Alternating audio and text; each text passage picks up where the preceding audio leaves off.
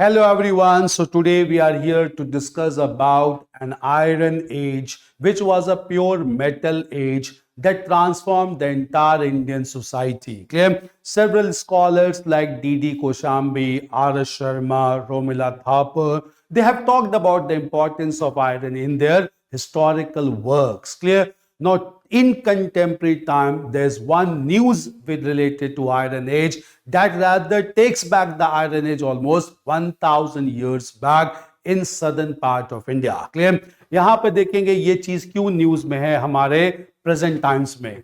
Recent dating of burn aerial samples from Sivagalai in Tamil Nadu, Tuticorin district suggests that Iron Age may have begun there around 3345 BC, that is before Christ, at least 1000 years earlier than previously believed. पहले हम ये मानते थे कि iron का प्रारंभ भारत के दक्षिण भाग में लगभग 2345 बीसी से हुआ था, लेकिन ये नई डिस्कवरी बताती है कि आयरन का यूज 3345 बीसी से ही भारत में प्रारंभ हो चुका था. इसका साक्ष्य शिवालागाई तमिलनाडु से प्राप्त हुआ है और इसे हम कह सकते हैं कि आयरन का प्रयोग काफी पहले से ही भारत के दक्षिण भाग में किया जा रहा था. इससे संबंधित हम इन इंफॉर्मेशन को भी देखेंगे कि आयरन एज के बारे में.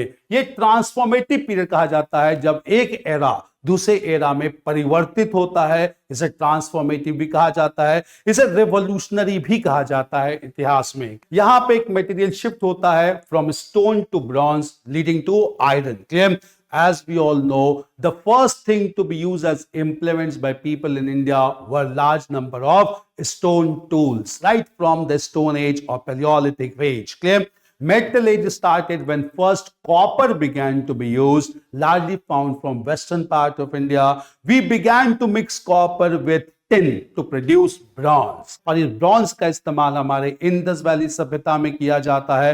काफी मात्रा में ब्रॉन्ज इंप्लीमेंट्स में मिलते हैं और ब्रॉन्ज के बाद अगला मेटल हमें प्राप्त होता है वो है आयरन. आयरन हमें दक्षिण भारत में भी प्राप्त होता है, उत्तर भारत में भी प्राप्त होता है. क्लियर? इससे मेटलर्जी और टेक्नोलॉजी को बढ़ावा मिलता है, एडवांसमेंट्स होती है. क्लियर? यदि टाइम फ्रेम के अकॉर्डिंगली देखें तो ग्लोबल विश्व स्तर पर 1200 बीसी में ही आयरन का प्रयोग प्रारंभ होता है, परंतु भारत में 3345 बीसी से प्रारंभ होता है, जिसका साक्ष्य हाल ही में हमें तमिलनाडु से प्राप्त हुआ है. क्लियर?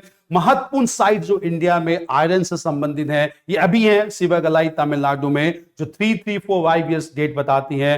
देन दूसरा साइट तमिलनाडु में ही है 2172 में. देन ब्रह्मगिरी कर्नाटक में 2140, गच्चीबाली तेलंगाना में 2200. इससे पता चलता है कि सबसे पहले आयरन का प्रयोग भारत के दक्षिण भाग तमिलनाडु में होता है, शिवगलाई में होता है, जो तमिलनाडु के ट्यूटिकोरिन डिस्ट्रिक्ट में स्थित है. इसलिए ये महत्वपूर्ण जो यहाँ पर डिस्कवरी हुई है, इसका बड़े स्तर पर यहाँ पर साक्ष्य प्राप्त किया जाना चाहिए और इतिहास को फिर से एक नए सिरे से देखने का प्रयास किया जाना चाहिए. क्लियर? यदि फेजेस ऑफ आयरन एज की बात करें, क्लियर, तो अर्ली आयरन एज का प्रारंभ अराउंड 1500 बीसी होता है और ये 1000 बीसी तक चलता है. और इसमें की फीचर्स थे ये कि इसमें आयरन टूल्स एग्रीकल्चर और हंटिंग के लिए प्रयोग किए जाते हैं. ओवरलैप विथ लेटर वैदिक पीरियड, जो अथर्ववेद कंपोजिशन भी माने जाती है. इसका साक्ष्य सबसे पहले हमें अतरंजी खेड़ा उत्तर प्रदेश में प्रारंभ मिलता है. क्लियर?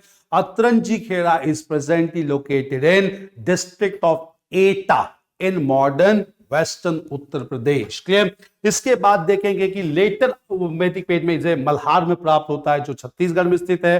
फिर हल्लूर कर्नाटका में प्राप्त होता है. दक्षिण भारत में प्योर आयरन एज का प्रारंभ भी इसी समय देखा जाता है. मिडिल आयरन एज 1000 बीसी से लेकर 600 बीसी तक है. इसमें एक्सपेंशन ऑफ आयरन टेक्नोलॉजी होती है, growth of urban centres of fortified settlements होती है.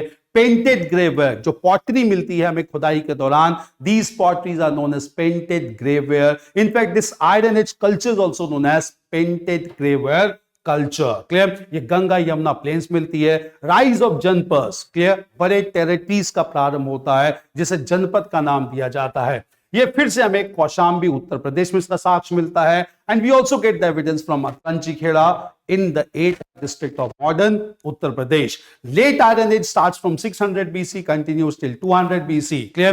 It results into formation of Mahajanpas. That is, Janpads का एक बड़ा रूप था Mahajanpas. और according to Buddhist and Jain sources, there were 16 large Mahajanpas, largely confined to middle and lower Gangetic plain. Then establishment and expansion of Mauryan Empire, spread of Buddhism and Jainism as well. Ashoka's ethical governance, इसका साक्ष्य हमें Pataliputra modern Patna से मिलता है, उज्जैन जो भारत के मध्य भारत में स्थित है वहां से मिलता है। क्लियर? इस कारण देखेंगे कि आयरन एज अपनी प्रकाशा पर पहुंचता है इस समय मिडिल और लेट आयरन एज में। यहां पे पॉटरीज भी प्राप्त होती है जिसे पेंटेड ग्रे वेयर पॉटरी कहा जाता है, और बड़े राज्य की स्थापना जिसे महाजनपद कहा जाता है। क्लियर?